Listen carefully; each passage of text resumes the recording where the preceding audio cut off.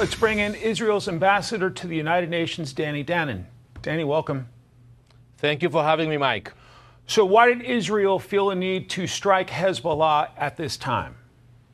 Well, let's make clear about it. We successfully foiled a planned attack of חיזבאללה. We gathered the intelligence early morning that they are planning to attack Israel. And I'm talking not only about northern Israel, but also the center of Israel. And we decided to take preemptive action. And we were very successful. We targeted the sites of the launchers, and we destroyed thousands of rockets, and we intercepted the rest that they sent into Israel. And I think we sent a very strong message to חיזבאללה. We don't want to escalate the situation, but we are ready for all scenarios. We are ready to defend our people, but also to attack targets deep in Lebanon.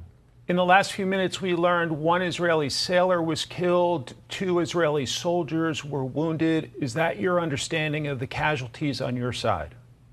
Well, yes, unfortunately, the one sailor died because the Iron Dome interceptor targeted by accident the boat he was sailing. And we're now looking at the situation. We're learning what happened there. But overall, I think we were successful. חיזבאללה had plans to target civilians in Israel, to kill innocent civilians, and we pushed them back. But I think we have to look at what will happen next. We will not allow חיזבאללה to stay on the fence. We have 100,000 refugees who left their communities, and they have to go back one day to their communities, to their homes. So it's only a matter of time until either חיזבאללה will move peacefully, thanks to diplomatic efforts, or we will have to use our might again to push them back. Is this Iran trying to stir up trouble through Hezbollah as a way of undermining ceasefire talks? Well, Iran and חיזבאללה, it's the same thing. Iran is being funded, and חיזבאללה take instructions from Iran. Sometimes they play the game that, they are not connected, but we don't buy it. And I think the Iranians, they saw our capabilities last night. They understand that we have very strong air force that can get anywhere in the Middle East, and I would not advise them to test us.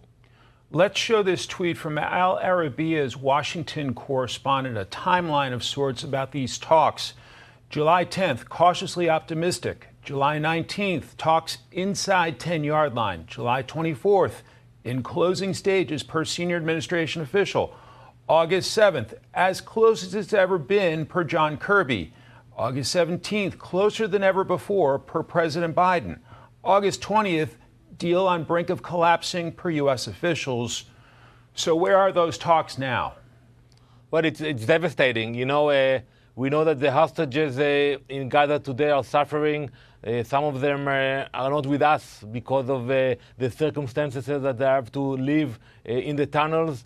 And we are doing our best to bring them back home. But, we are not dealing with rational players. So some of our colleagues, sometimes they believe that, it's reasonable that they will accept the deal.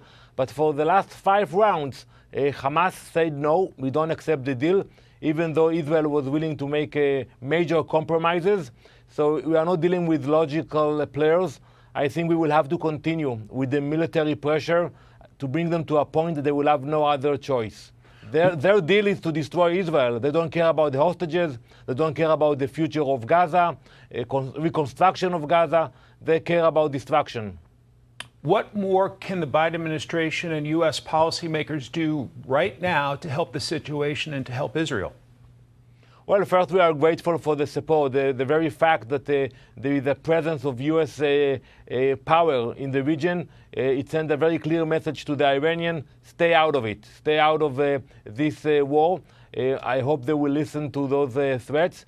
But we need the support. At the end of the day, we will fight the bad guys. But those bad guys are the enemies of the United States. Take a look at the guy we killed in Lebanon, this terrorist, Shukri. He was in charge of killing more than 200 Marine soldiers in Lebanon in the 80s. So we are fighting the wars of the United States, but we definitely need the support and the backing of the U.S. Israel's ambassador to the United Nations, Dhannon. I know how busy of a time it is for you. Thank you so much for your time today, sir. Thank you, Mike.